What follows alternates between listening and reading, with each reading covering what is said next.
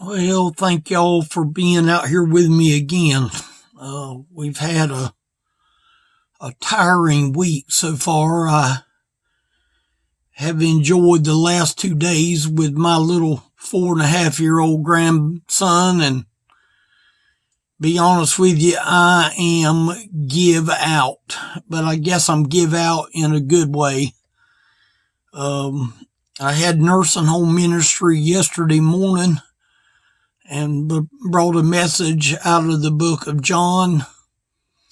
And I hadn't really honestly had time to even open the Bible these last day or so. And I felt like I had to get back in the Word. And I opened my Bible up to Matthew 22. And my eyes focused on verse 8.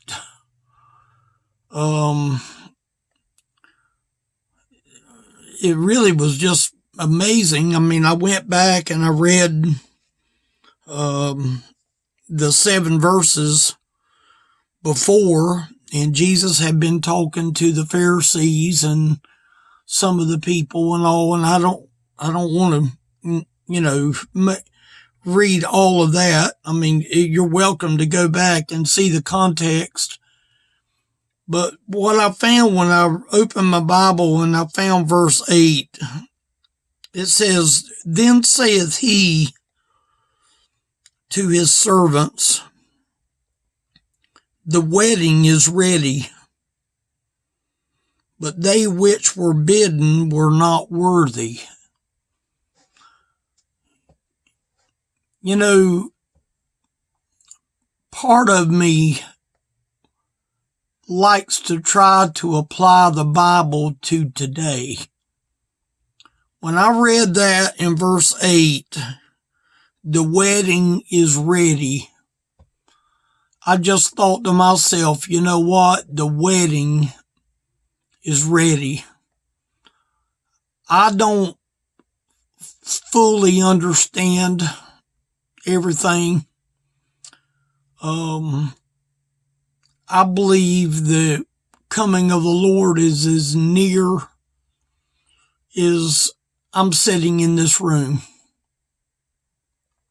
When I found myself reading that verse where it says the wedding is ready, the church is the bride. The bride and the groom have a relationship.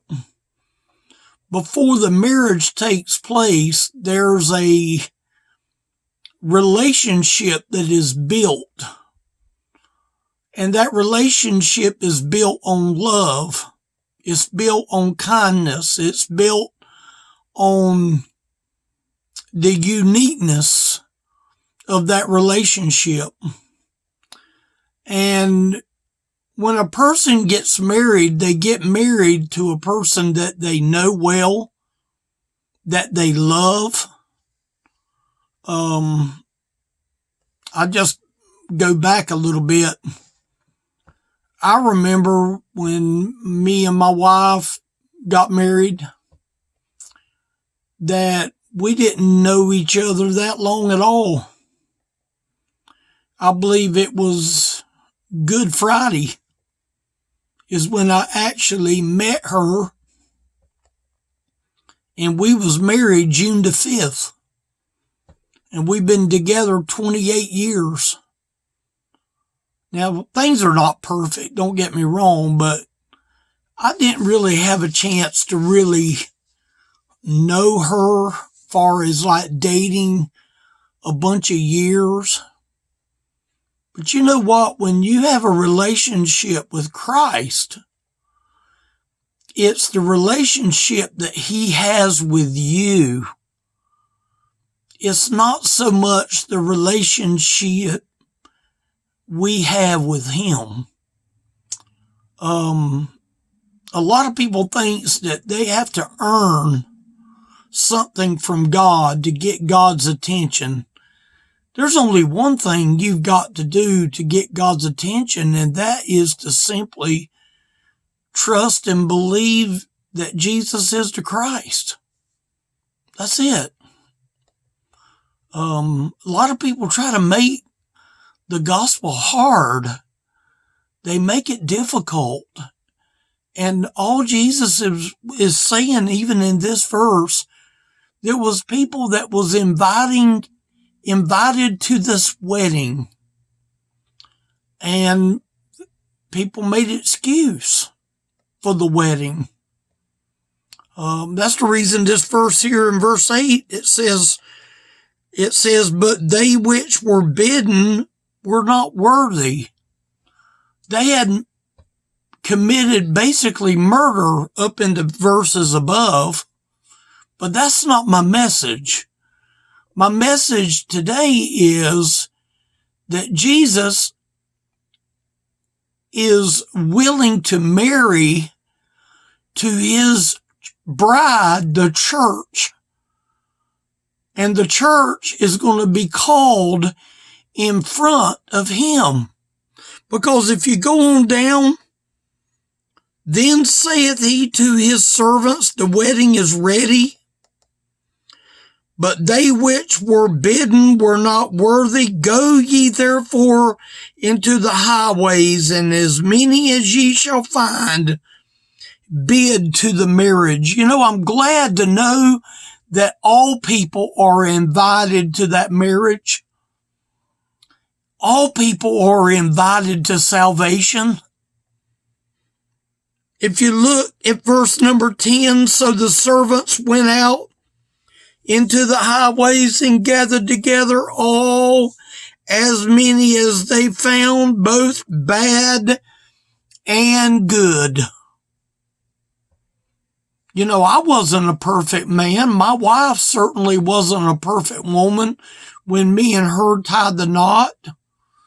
But we've been together 28 years. Something must have worked a little bit to be together so long. It says, and the wedding was furnished with guests, some bad and some good. And when the king came in to see the guest, he saw there a man which had not on the wedding garment. You know what the wedding garment is? The garment of salvation. If a person ends up going to a wedding and they're going into that wedding chamber and they're not dressed in the garment, then the Lord of that wedding has a right to question, why are you here? What are you doing here? Matter of fact, if you notice, he says in verse 12, and he saith to him, friend. When he called him friend, I believe that he meant that. Jesus is our friend.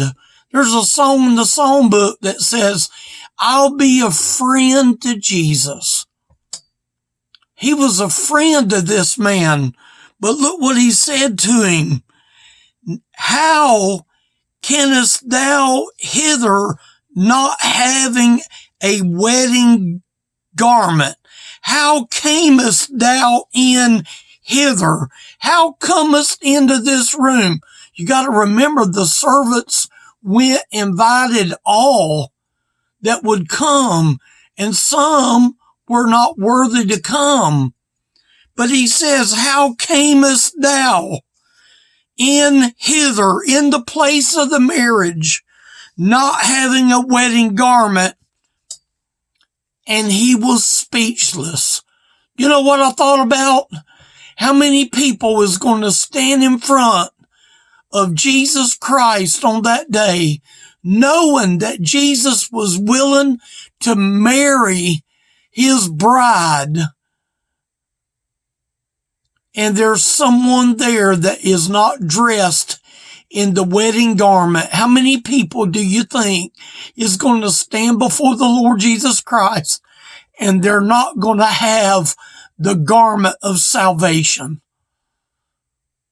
That has to break people up to know that there's people that think that their religion is going to put them in good standing with God, and it's not going to work.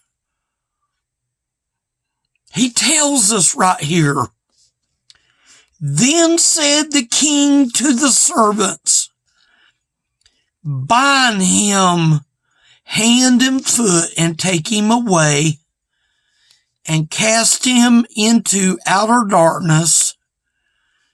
There shall be weeping and gnashing of teeth. You know, that man there was invited to the wedding, but he needed the garment. See, a person without the garment of salvation defiles their own garment. It defiles their own person. And you know what? I don't think I would let a doctor come and doctor on me in a pair of jeans or a flannel shirt, or, you know, if he looks like he just got off the golf course. But you know what? That man could very well save my life. But we're talking about the Lord of the marriage came and found that this man was not wearing a wedding garment. He had no garment of salvation. And if you're out there tonight and you have no garment of salvation, you will not make it. And the Lord will go and say, depart from me. I never knew you. Did the Lord of the marriage know this man? He called him friend. You know what he's calling people today that don't know him? He's calling them friend. Think about these verses that I'm reading right now.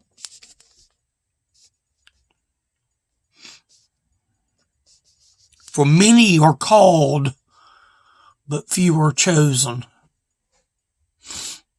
You're called to the wedding. Now, is it a natural wedding? Is it a wedding where you get dressed in a white dress and the man in a black tux? Is it talking about that kind of wedding? No, that bride, when me and my wife got married, she was in a red dress. I mean, it was fire engine red. She was a doll, simply a doll that decided to marry somebody like me. I wasn't in a suit. She wasn't in a white dress. But a marriage means that you're dressed appropriately. In this marriage here, the bride was pure and white. I wish I had a piece of paper right here in front of me right now. A bride is white with no stripes. Do you suppose that maybe Jesus allows the church to be white in front of him? You know what makes the church white? Salvation. Salvation makes the church ready for the groom. Jesus is the groom. He comes for the bride.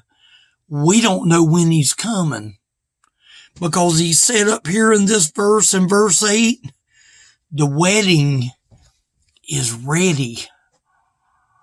Are y'all hearing me today?